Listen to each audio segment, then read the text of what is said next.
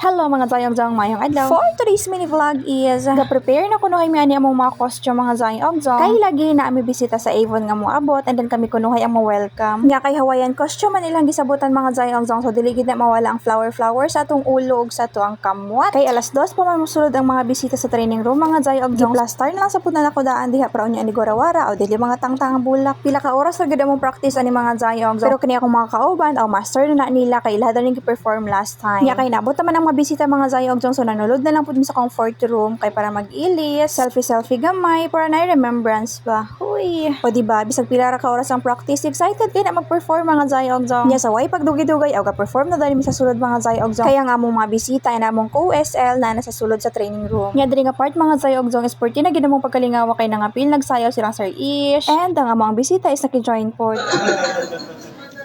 Then, ayos nag-usap kami ni na Miss Warren, no?